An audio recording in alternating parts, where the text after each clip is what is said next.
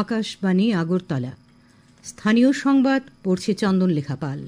এখনকার বিশেষ বিশেষ খবর হল, রাজ্যপাল ইন্দ্রসেনা রেড্ডি নাল্লু বলেছেন, কেন্দ্রীয় ও রাজ্য সরকার ত্রিপুরায় মন্দির কেন্দ্রিক পর্যটন শিল্পের উন্নয়নে সদর্থক ভূমিকা নিয়েছে।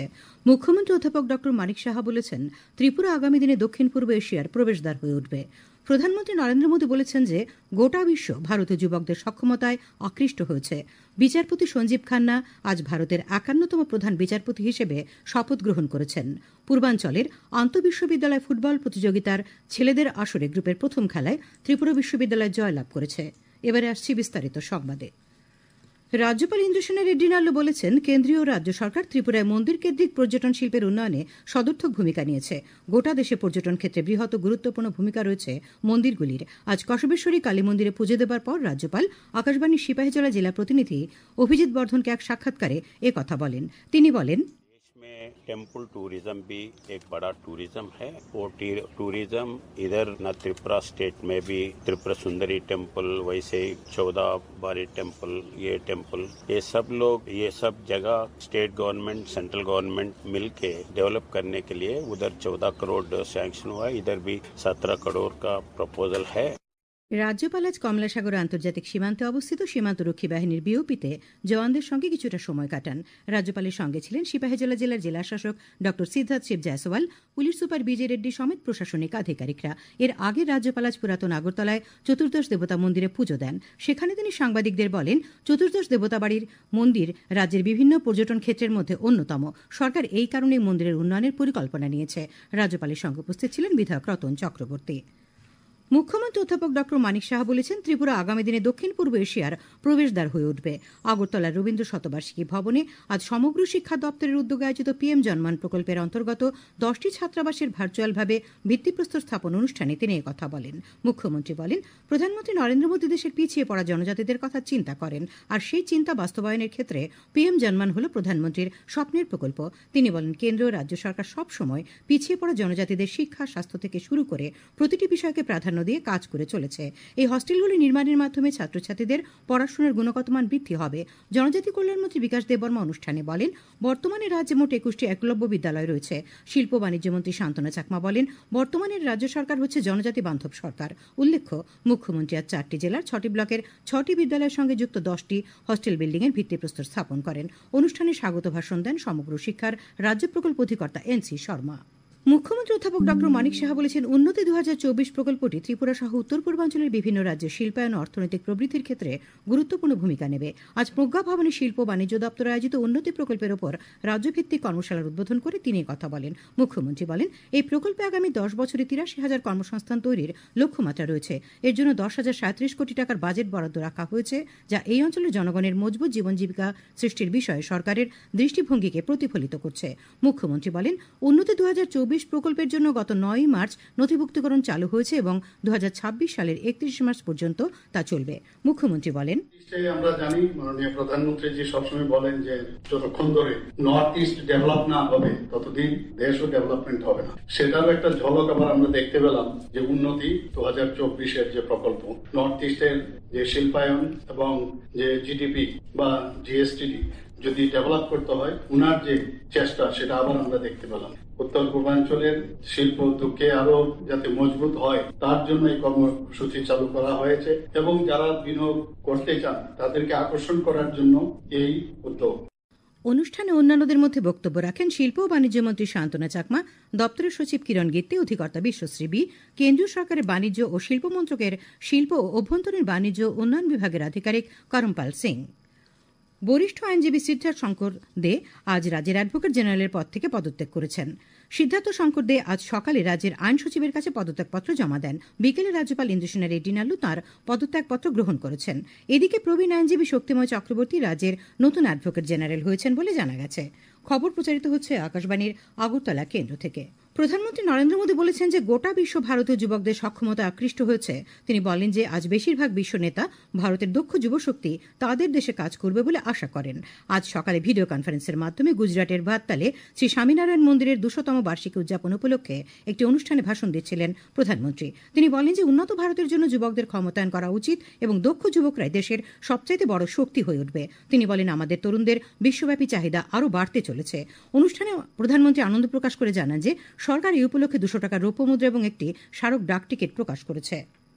বিচারপতি সঞ্জীব খান্না আজ ভারতের 51তম প্রধান বিচারপতি হিসেবে শপথ নিয়েছেন।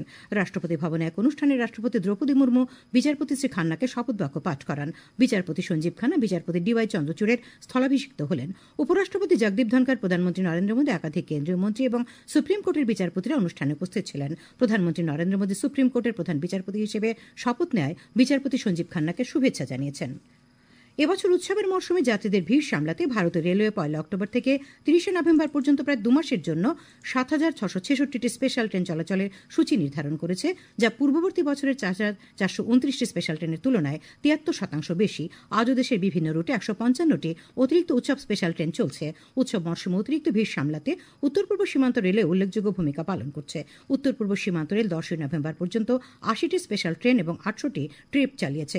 এই প্রসঙ্গে উত্তর পূর্ব সীমান্ত রেলের জনসম্পর্ক আধিকারিক নীলাঞ্জন দেব আমাদের আকাশবাণীর প্রতিনিধি প্রদীপ সাহাকে জানান, উৎসবের মরশুমে উত্তর পূর্ব সীমান্ত রেল এখনো পর্যন্ত 800টিরও বেশি স্পেশাল ট্রেনের ট্রিপ চালিয়েছে। এর ফলে প্রায় 11.5 লক্ষ অতিরিক্ত যাত্রী তাদের চাহিদা অনুযায়ী ভ্রমণ করতে সক্ষম হয়েছেন। আগরতলা থেকে বহির্রাজ্যে এবং বহির্রাজ্য থেকে আগরতলার মধ্যে প্রতি সপ্তাহে 3 থেকে 4টি স্পেশাল ট্রেন চলাচল করছে। এই স্পেশাল ট্রেনগুলি আগরতলার যাত্রীদের পশ্চিম ভারত, দক্ষিণ ভারত, উত্তর ভারত এবং পূর্ব ভারতের বিভিন্ন রাজ্যগুলির মধ্যে যাত্রার অতিরিক্ত চাহিদা পূরণে যথেষ্ট সহায়ক হচ্ছে। ধলাই জেলা যুব বিষয়ক ও ক্রীড়া দপ্তরের উদ্যোগে আজ ধলাই জেলা ভিত্তিক যুব উৎসব ও বিজ্ঞান মেলা 2024 অনুষ্ঠিত হয়। আমবাসা টাউন হলে অনুষ্ঠানের সূচনা করেন ধলাই জেলা পরিষদের সভাধিপতি সুস্মিতা দাস। অনুষ্ঠানে অন্যান্যদের মধ্যে উপস্থিত ছিলেন আমবাসা পুর পরিষদের চেয়ারপারসন প্রতিমা মালাকার, পুর পরিষদের ক্রীড়া ও সাংস্কৃতিক বিষয়ক স্থায়ী কমিটির সভাপতি সুমন দেবনাথ, জেলার অতিরিক্ত জেলা শাসক সুভাষ আচার্য, তথ্য সংস্কৃতি দপ্তরের সহ অধিকর্তা চন্দন সরকার, জেলা যুব বিষয়ক ও ক্রীড়া দপ্তরের সহ অধিকর্তা দিবাকর দেবনাথ প্রমুখ।